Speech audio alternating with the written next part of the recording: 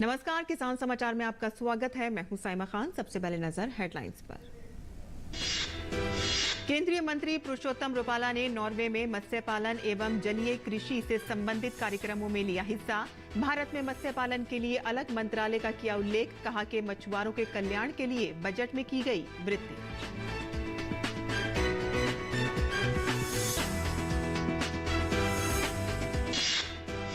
सरकारी ई market place ने record समय में 1 लाख करोड़ रुपए के सकल मर्चेंडाइज वैल्यू को किया पार। जीईएम ने वित्त वर्ष 2022-23 के 243 दिनों की तुलना में वित्त वर्ष 2023-24 में 145 दिनों के भीतर हासिल की ये उपलब्धि। ग्रामीण भारत में रोजगार सृजन के क्षेत्र में खादी ग्राम उद्योग आयोग की महत्वपूर्ण भूमिका। गुरुवार को 120 कुम्हारों को विद्युत चालित चाक और 40 कारीगरों को वितरित किए गए टर्न वुड क्राफ्ट मशीनें और टूल किट। केवीआईसी ने 2023-24 में लाखों लोगों को दिया रोजगार। राजस्व व आपदा प्रबंध विभाग के अनुसार हिमाचल प्रदेश को बाढ़ और बारिश से अब तक 8,300 करोड़ रुपए से अधिक का नुकसान और अब तक करीब 364 लोगों की मृत्यु। अभी राहत की संभावना नहीं। शुक्रवार और शनिवार को बारिश का येलो अलर्ट जारी। और अब समाचार विस्तार से।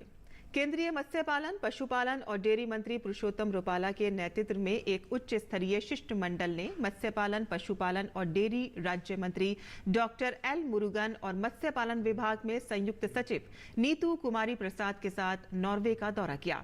प्रतिनिधिमंडल ने एक्वा नॉर 2023 प्रदर्शनी में हिस्सा लिया और मत्स्य पालन और जलीय कृषि के क्षेत्र में भारत तथा नॉर्वे के बीच द्विपक्षीय सहयोग को मजबूती प्रदान करने वाले दृष्टिकोण के साथ विदेशी प्रतिनिधियों से बातचीत की। पुरुषोत्तम रुपाला और डॉक्टर एल मुरुगन ने वरिष्ठ अधिकारियों के साथ द्विपक्षीय बैठक भी की। पुरुषोत्तम रुपाला ने मीडिया से बातचीत में एक सवाल के जवाब में कहा कि भारत दुनिया का दूसरा सबसे बड़ा जलीय कृषि उत्पादक देश है और इसका लक्ष्य वैश्विक नेता बनना है। उन्होंने कहा कि प्रधानमंत्री नरेंद्र मोदी के नेतृत्व में मत्स्य पालन के लिए एक अलग मंत्रालय बनाया गया है और भारत में 28 मिलियन से ज्यादा मछुआरों के कल्याण के लिए बजट में वृद्धि की गई है। और तेज विकास, बढ़ी हुई दक्षता और अटूट विश्वास ने सरकारी ई मार्केट प्लेस जीईएम को एक प्रमुख उपलब्धि हासिल करने के लिए प्रेरित किया है, जो चालू वित्त वर्ष 2023-24 में 145 दिनों की उल्लेखनीय अवधि के सकल मर्चेंडाइज वैल्यू में 1 लाख करोड़ रुपए को पार कर गया। यह असाधारण उपलब्धि सरकारी खरीद में क्रांति लाने के लिए जीईएम की प्रतिबद्धता रेखांकित करती है और पिछले वर्ष की तुलना में पर्याप्त सुधार दिखाती है, जहां ये ऐतिहासिक जीएमवी 243 दिनों में पहुंच गया था। वित्त वर्ष 2022-23 में औसत जीएमवी प्रतिदिन 412 करोड़ रुपए से बढ़कर वित्त वर्ष 2023-24 में 690 करोड़ रुपए प्रतिदिन हो गया है। जीएमवी उपलब्धि में उल्लेखनीय योगदानकर्ताओं में केंद्रीय सार्वजनिक क्षेत्र के उद्यमों, केंद्रीय मंत्रालयों और राज्य सरकारों का योगदान क्रमशः 54%, 26% और 20% रहा है। खादी और ग्राम उद्योग आयोग, सूक्ष्म लघु एवं मध्यम उद्यम मंत्रालय, भारत सरकार के अध्यक्ष मनोज कुमार ने राजस्थान के दौसा की सांसद जसकौर मीणा की उपस्थिति में ग्राम उद्योग विकास योजना के अंतर्गत 120 कुम्हारों को विद्युत चालित चाक और 40 कारीगरों को टर्न वुड क्राफ्ट मशीनों और टूल किट का वितरण किया। दौसा के गांव बालाहेड़ी में आयोजित वितरण कार्यक्रम को संबोधित करते हुए मुख्य अतिथि जसकौर मीणा ने कहा कि खादी और ग्राम उद्योग आयोग ने पिछले 9 वर्षों में ऐतिहासिक काम किया है।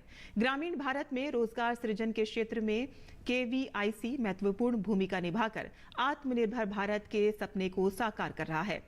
वितरण कार्यक्रम को संबोधित करते हुए केवीआईसी के अध्यक्ष मनोज कुमार ने कहा कि भारतीय स्वतंत्रता संग्राम में जिस खादी को पूज्य बापू ने स्वदेशी आंदोलन के दौरान ब्रिटिश हुकूमत के विरुद्ध संघर्ष का सबसे मजबूत हथियार बनाया, उसी खादी को आधुनिक भारत के शिल्पकार और आत्मनिर्भर भारत के रचनाकार प्रधानमंत्री नरेंद्र मोदी ने पिछले 9 वर्षों में गरीबी निर्मूलन, कारीगर सशक्तिकरण, खाद्य सुरक्षा, महिला सशक्तिकरण और बेरोजगारी उन्मूलन का सबसे सशक्त, सक्षम और सफल अस्त्र और शस्त्र बनाया है। उन्हीं के नेतृत्व में पिछले वित्त वर्ष में इतिहास रचते हुए खादी और ग्राम उद्योग उत्पादों का कारोबार 1.34 लाख करोड़ रुपए को पार कर गया। और खेतीबाड़ी में ड्रोन के इस्तेमाल को लेकर सरकार जल्द ही नई योजना लेकर आने वाली है। लाल किले की प्राचीर से प्रधानमंत्री नरेंद्र मोदी ने इसका ऐलान किया। इस योजना को महिला सशक्तिकरण से जोड़ते हुए देश में 15,000 महिला स्वयं सहायता ग्रुप को ड्रोन के इस्तेमाल और मरम्मत की ट्रेनिंग दी जाएगी। देश में खेतीबाड़ी को नई तकनीक के साथ जोड़ने और गांव में रोजगार पैदा करने के उद्देश्य से जल्दी ही सेल्फ हेल्प ग्रुप्स की महिलाओं को खास ड्रोन्स की ट्रेनिंग दी जाएगी। ये नई योजना गांव में रोजगार के नए अवसर पैदा करने और महिलाओं के सशक्तिकरण के साथ साथ पलायन की वजह से शहरों पर बढ़ते बोझ को भी कम करेगी। विजन गेन की एक रिपोर्ट के मुताबिक दुनिया भर में खेतीबाड़ी में इस्तेमाल होने वाले रोबोट्स का बाजार 2022 तक करीब $13 बिलियन का था, जो 2033 तक 25% सालाना दर से विकास करेगा। वैश्विक जनसंख्या में बढ़ोतरी के मद्देनजर भी खेतीबाड़ी का मशीनीकरण समय की जरूरत बनता जा रहा है। नीति आयोग की एक रिपोर्ट के मुताबिक भारत का एग्रीकल्चर मार्केट 2025 तक $24 बिलियन तक पहुंच सकता है। खेतीबाड़ी में आर्टिफिशियल इंटेलिजेंस का इस्तेमाल 25% की दर से बढ़कर 2025 में $2.6 बिलियन का हो जाएगा। संसदीय पैनल ने कुछ हफ्ते पहले ही सरकार को सुझाव दिया था कि खेतीबाड़ी में नई तकनीक और आर्टिफिशियल इंटेलिजेंस का इस्तेमाल किया जाना चाहिए। भारत में भी 47% खेती का मशीनीकरण हुआ है, जो चीन में 60% और ब्राजील में 75% के स्तर पर है। पैनल का मानना है कि इस कदम से किसानों की उत्पादकता 23% तक बढ़ सकती है और लागत में 20% तक की बचत होगी। पैनल का सुझाव है कि हर राज्य में एग्रीकल्चर इंजीनियरिंग के लिए एक विशेष निदेशालय भी होना चाहिए। बीते कुछ सालों में भारत में एग्री स्टार्टअप्स की नई श्रृंखला की शुरुआत हुई है। न्यूज साइट इंक 42 के मुताबिक फरवरी 2022 तक देश में कुल 220 से ज्यादा ड्रोन स्टार्टअप्स थे। नागरिक उड्डयन मंत्री ज्योतिरादित्य सिंधिया ने हाल ही में बयान दिया है कि भारत साल 2030 तक दुनिया का ड्रोन हब बन सकता है। Ajay Mishra, DD news, Delhi. और केरल के त्रिशूर में मरीन वर्ल्ड नाम के एक्वेरियम में कई प्रकार की मछलियां हैं। हॉलिडे के दौरान यहां 2000 तक लोग विजिटर के तौर पर आते हैं। केरल के त्रिशूर में मरीन वर्ल्ड नाम का एक एक्वेरियम त्रिशूर के चावक्कड़ में पंचवड़ी सागर के तट पर स्थित है। 2007 में शुरू हुई उस प्रोजेक्ट का काम जनवरी 2021 में पूरा हुआ। यहाँ 120 से अधिक एक्वेरियम स्थापित हैं। ये करीब 100 करोड़ रुपए खर्च करके तैयार हुआ है। समुद्र में अनेक तरह की मछलियां यहाँ देखी जा सकती हैं। This is my first time visiting Marine World and we had a very nice experience. It was so magical. This is my first time seeing this much varieties of fishes. We saw a lot of fishes, that is shark, starfish and everything, and it was so good. And this is the first time we are visiting the underwater aquarium. I just came to Guruvayur for a temple visit, and by the time I come to know this Marine World, and then I came into here by afternoon. It was an 3 to 4 years of good visiting time. We have a lot of different types of fishes and having a good experience here, and my kid was enjoying a lot. And again, we have enough support from the staffs over here, and then all the recreation places and all facilities have been maintained very neatly. यहाँ पे बहुत सारा fishes वाला है। अरापाइमा मछली, पिराना, stingray, shark, starfish, lobster, कछुआ और कई अन्य प्रकार की मछलियाँ यहाँ मिलती हैं। मछली चिकित्सा से लेकर मछली खिलाने और कीली खिलाने तक ऐसी गतिविधियों की यहाँ व्यवस्था की गई है। हॉलिडे के दौरान यहाँ 2000 तक लोग विजिटर के तौर पर आते हैं। Bureau report, DD news.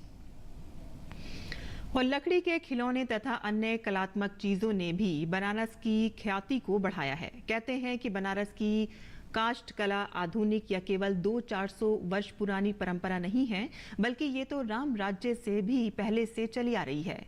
पहले बनारस में केवल बच्चों के खिलौने तथा सिंदूरदान बनाए जाते थे, लेकिन आजकल बहुत ही तरह की चीजें बनने लगी हैं। यहाँ बने सामानों की भारत के अलावा विदेशों में भी अच्छी खासी मांग है। आइए आपको मिलवाते हैं कुछ कारीगरों से जो काष्ठ कला के जरिए नए भारत की नई तस्वीर पेश कर रहे हैं। कलाकार की अपनी अलग ही दुनिया होती है और कल्पना की इस छोटी सी दुनिया में होते हैं ना जाने कितने सपने। अपनी सोच और कल्पना को कला के जरिए अभिव्यक्त करता है कलाकार। और कुछ इसी तरह वाराणसी में कास्ट कलाकार अपनी कला के जरिए नए भारत की नई तस्वीर प्रस्तुत कर रहे हैं, जो लोगों के लिए आकर्षण का केंद्र बनी हुई है। यह लकड़ी का नया संसद भवन, जिसे यहाँ के खिलौना कारीगरों ने तैयार किया है। अभी तो हमने जो है संसद भवन का जो अभी नया निर्माण हुआ है उसी को हमने पेंट किया है, उसका अभी पॉलिश किया है, उसको मैंने फिनिशिंग हम लोगों ने किया है। वाराणसी के खोजवा इलाके के कश्मीरगंज को लकड़ी के खिलौने बनाने के लिए जाना जाता है। यहाँ के अधिकतर घरों में लकड़ी के परंपरागत खिलौने बनाने का काम होता है। लकड़ी के काम से जुड़े ये युवा अब नई नई चीजों का समावेश अपनी कला में कर रहे हैं। अब तक इनके द्वारा बनाए गए 15 मॉडलों को खरीदा भी जा चुका है। ये प्रेरणा जी नरेंद्र मोदी जी का है, जो हमारे पीएम है। उन्होंने नया संसद भवन का उद्घाटन किया, जो कि उससे हमें ये ऑर्डर मिला कि आपको मोमेंटो के रूप में संसद भवन बनाने हैं, जो कि 15 पीस का ऑर्डर मिला था, जो कि 48 घंटे में हमने और मेरे पिताजी श्री रामेश्वर सिंह और मार्गदर्शन से डॉक्टर रजनीकांत जी का उसमें हुआ कि हम लोग ने उसको तैयार करके उसको 15 पीस पूरे 26 बाई 16 इंच में बना के भेजा गया। सिर्फ इतना ही नहीं, इन कारीगरों ने काष्ठ कला से बने राम मंदिर, बुलडोजर, विश्वनाथ मंदिर के मॉडल भी तैयार किए हैं, जो लोगों को खूब पसंद आ रहे हैं। गुड न्यूज जज्बा इंडिया के लिए वाराणसी से दीपक गुप्ता की रिपोर्ट, डीडी न्यूज। और चीड़ की पत्तियां अक्सर वनों में आग फैलाने का कारण बनती हैं, लेकिन हिमाचल प्रदेश के मंडी जिले के रहने वाली संतोष सचदेवा ने इन्हीं पत्तियों का इस्तेमाल कर राखी बनाई है, जिनकी स्थानीय बाजारों में साल दर साल मांग बढ़ती जा रही है। आइए देखते हैं ये रिपोर्ट।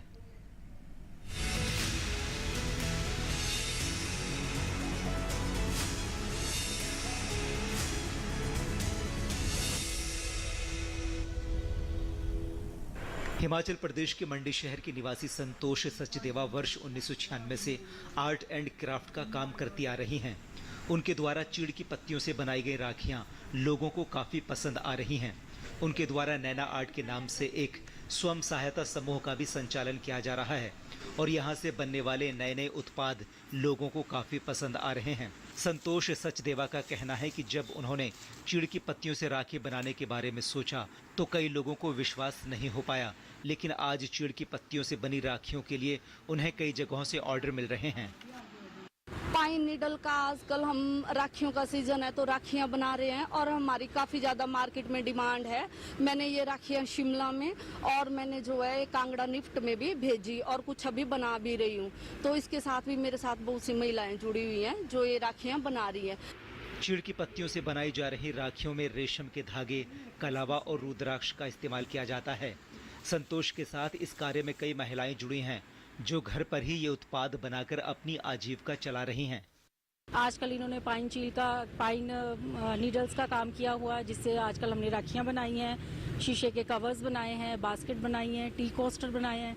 ऐसे ये नए नए क्रिएटिव आर्ट करते रहते हैं और हमें भी सिखाते हैं और इनके इस आर्ट से बहुत सी लेडीज़ को फ़ायदा हो रहा है, वो अपना रोज़गार कर रही हैं। हैंड क्राफ्ट का काम करते हैं तो आजकल जैसे ये फॉरेस्ट डिपार्टमेंट में जाकर चील की पत्तियों को लाना, उसको बॉयल करना, ये सारे प्रोडक्ट बना रहे हैं। ये सब कुछ अपने घर में ही बनाते हैं, तो हम काफ़ी लेडीज़ इनके साथ जुड़े हुए हैं काफ़ी टाइम से।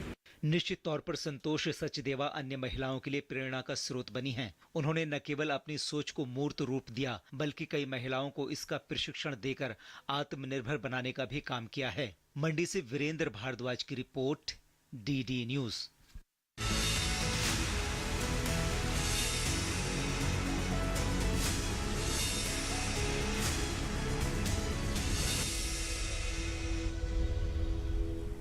और हिमाचल प्रदेश में पिछले 24 घंटों के दौरान राज्य में बिलासपुर सहित कुछ स्थानों पर सामान्य से तेज बारिश हुई है। हालांकि राज्य के मंडी जिले में शुक्रवार की सुबह भारी बारिश हुई, लेकिन प्रदेश के अन्य हिस्सों में शुक्रवार को मौसम सामान्य रहा।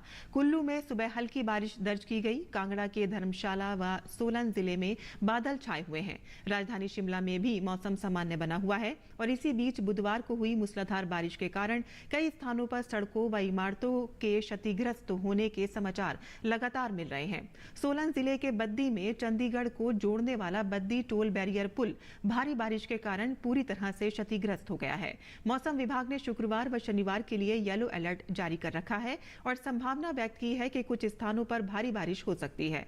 राज्य में मानसून सीजन के दौरान भारी वर्षा से अब तक करीब 364 लोगों की मृत्यु हुई है। प्रदेश के विभिन्न जिलों में अभी तक 38 लोग लापता हैं। राजस्व व आपदा प्रबंध विभाग के अनुसार बाढ़ व भूस्खलन की घटनाओं से हिमाचल और अभी तक 8,300 करोड़ रुपए का नुकसान हो चुका है और ये आंकड़ा अभी बढ़ सकता है।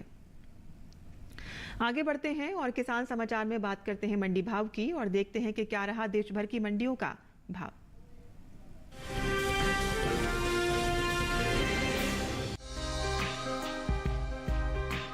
इन दिनों कृषि उपज मंडियों में गेहूं की आवक सामान्य बनी हुई है। भावों पर नजर डालें तो गुरुवार को ज्यादातर कृषि उपज मंडियों में गेहूं के सौदों में स्थिरता रही। वहीं कुछ मंडियों में मिला जुला रुख भी देखने को मिला। राजकोट मंडी में गेहूं के भाव में मजबूती के साथ कारोबार हुआ। वहीं लालसोट मंडी में नरमी देखने को मिली, जबकि काला पीपल, गाजियाबाद और लखनऊ मंडी में भाव स्थिर रहे। एग्बाक नेट के मुताबिक गुजरात की राजकोट मंडी में 23 अगस्त को गेहूं का भाव था 2,465 रुपए। 24 अगस्त को इसके भाव में 25 रुपए की तेजी आई और भाव 2,490 रुपए प्रति क्विंटल पर पहुंच गया। मध्य प्रदेश की काला पीपल मंडी में इस दौरान गेहूं के सौदों में स्थिरता के साथ कारोबार हुआ। यहाँ 23 अगस्त को गेहूं का भाव रहा 2,250 रुपए। 24 अगस्त को इसके सौदे बिना किसी बदलाव के 2,250 रुपए पर हुए। राजस्थान की लालसोट मंडी में 23 अगस्त को गेहूं का भाव था 2,499 रुपए। 24 अगस्त को इसके भाव 109 रुपए टूटकर 2,390 रुपए पर आ गए। हालांकि उत्तर प्रदेश की गाजियाबाद मंडी में गेहूं के भाव स्थिर रहे। यहाँ दोनों दिन यानी 23 और 24 अगस्त को गेहूं का भाव 2,300 रुपए पर टिका रहा। इसी तरह लखनऊ मंडी में 23 अगस्त को गेहूं का भाव रहा 2,350 रुपए, जो कि 24 अगस्त को बिना किसी फेरबदल के 2,350 रुपए पर बरकरार रहा। गेहूं की उपज की बात करें तो इस साल देश में घरेलू स्तर पर रबी गेहूं की पैदावार रिकॉर्ड स्तर पर जा सकती है, जिसका असर गेहूं के बाजार भाव पर पड़ता दिख सकता है। कृषि मंत्रालय के तीसरे अग्रिम अनुमान के मुताबिक साल 2022-23 के दौरान देश में रबी गेहूं की उपज 1,127,43,000 टन अनुमानित है, जो पिछले साल के उत्पादन की तुलना में 50,01,000 टन अधिक है।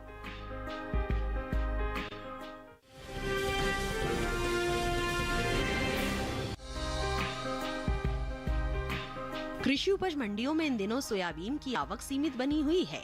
गुरुवार को कुछ ही मंडियों में सोयाबीन बिकवाली के लिए पहुंची। भाव की बात करें तो अधिकतर मंडियों में बीते 2 दिनों के दौरान सोयाबीन के भाव में मिला जुला रुख रहा। एग्बाक नेट के मुताबिक गुजरात की अमरेली मंडी में 23 अगस्त को सोयाबीन के सौदे 4,590 रुपए पर हुए। 24 अगस्त को यहाँ सोयाबीन का भाव 5 रुपए टूटकर 4,585 रुपए हो गया। मध्य प्रदेश की काला पीपल मंडी में 23 अगस्त को सोयाबीन का भाव रहा 4,785 रुपए, जो कि 24 अगस्त को 135 रुपए की गिरावट के बाद 4,650 रुपए हो गया। जबकि राज्य की ही खातेगांव मंडी में सोयाबीन के भाव में तेजी दर्ज की गई। यहाँ 23 अगस्त को इसका भाव 140 रुपए की मजबूती के बाद 4,560 रुपए से 4,700 रुपए हो गया। मणिपुर की बिष्णुपुर मंडी में इस दौरान सोयाबीन का कारोबार स्थिर भाव पर हुआ। यहाँ दोनों दिन यानी 23 और 24 अगस्त को सोयाबीन का भाव 9,700 रुपए पर टिका रहा। ये साल तिलहनी फसलों की पैदावार के लिए अच्छा साबित हुआ है। मौसम की अनुकूलता का असर तिलहन की पैदावार पर देखने को मिला है। इस साल कुल तिलहन की उपज का रिकॉर्ड टूटने जा रहा है। कृषि मंत्रालय की ओर से जारी तीसरे अग्रिम अनुमान के मुताबिक देश में घरेलू स्तर पर कुल तिलहन की पैदावार रिकॉर्ड स्तर पर पहुंच गई है। साल 2022-23 के दौरान कुल तिलहन की पैदावार 409,96,000 टन होने का अनुमान है, जो पिछले वर्ष के तिलहन उत्पादन की तुलना में 30,33,000 टन अधिक है। जबकि बीते साल इस दौरान कुल तिलहन की उपज 379,63,000 टन रही थी। कुल तिलहनी फसलों की उपज में शामिल सोयाबीन की पैदावार इस साल रिकॉर्ड स्तर पर जा सकती है।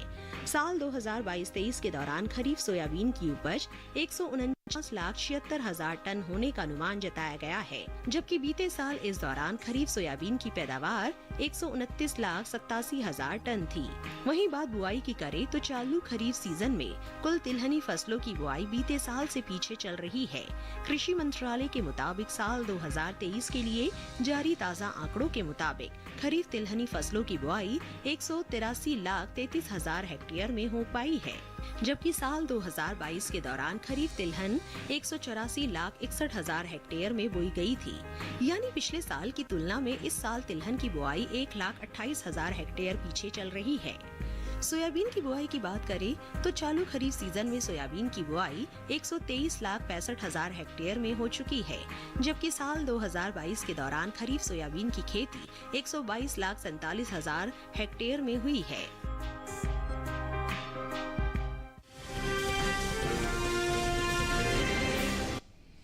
और मंडी खबर के बाद अब बात करते हैं मौसमी खेती की। किसान इस मौसम में कैसे रखें अपनी खेती का ख्याल, आइए देखते हैं।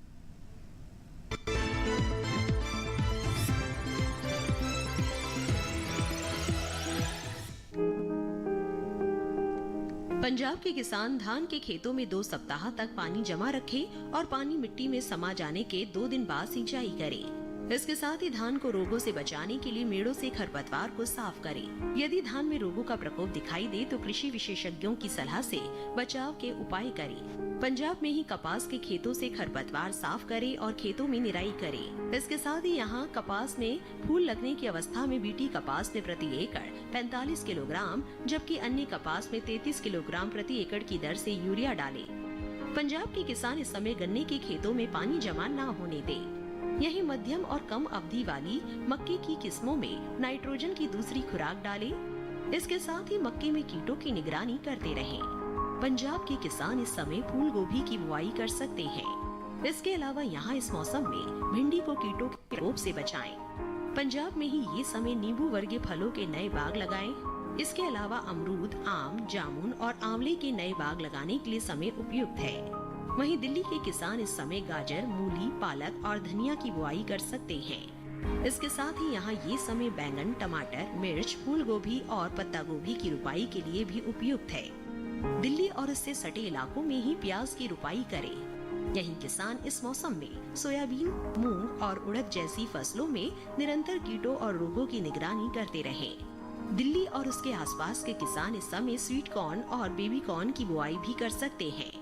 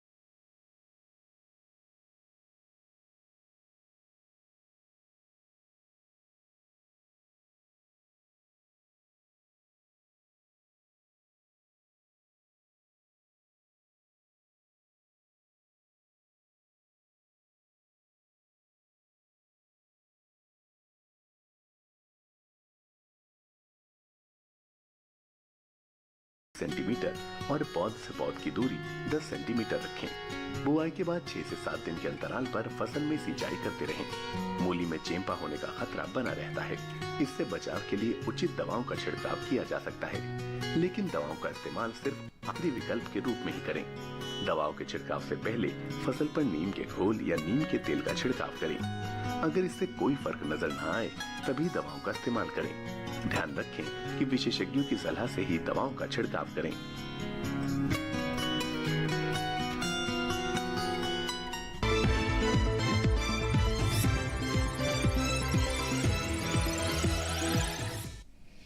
और खेती किसानी से जुड़ी खबरों के बाद आइए अब नजर डालते हैं कुछ और खबरों पर। खास खबर में दक्षिण अफ्रीका के बाद प्रधानमंत्री नरेंद्र मोदी ग्रीस पहुंचे। 40 वर्षों में किसी भारतीय प्रधानमंत्री की ये पहली ग्रीस यात्रा है।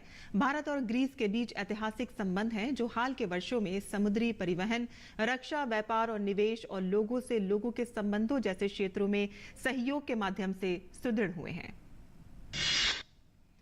सुप्रीम कोर्ट ने साफ किया है कि सीबीआई को ट्रांसफर हुए मणिपुर हिंसा मामले का मुकदमा असम की राजधानी गुवाहाटी में चलेगा। सुप्रीम कोर्ट ने गुवाहाटी हाई कोर्ट के चीफ जस्टिस से एक या एक से अधिक जजों को जिम्मा सौंपने को कहा है। मणिपुर पुलिस और केंद्रीय सुरक्षा बलों की टीमों ने सीमावर्ती और संवेदनशील इलाकों में तलाशी अभियान चलाया। इस दौरान पश्चिमी इम्फाल, पूर्वी इम्फाल, कांगचिंग, कांगपोकपी और थोबल जिलों में 4 हथियार, 38 गोला बारूद और 8 बम बरामद किए गए।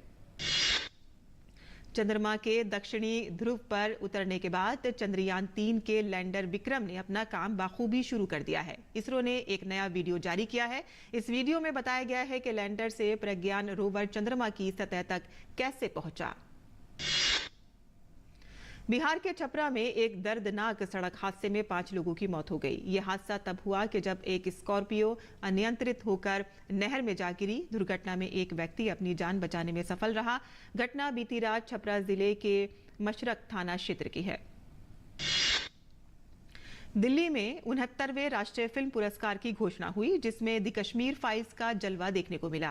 फिल्म ने राष्ट्रीय एकता श्रेणी में सर्वश्रेष्ठ फीचर फिल्म के लिए नरगिस दत्त पुरस्कार जीता। निर्देशक विवेक अग्निहोत्री ने कहा है कि यह फिल्म आतंकवाद पीड़ितों की आवाज है। और किसान समाचार में आज के लिए बस इतना ही। अनुमति दें। नमस्कार।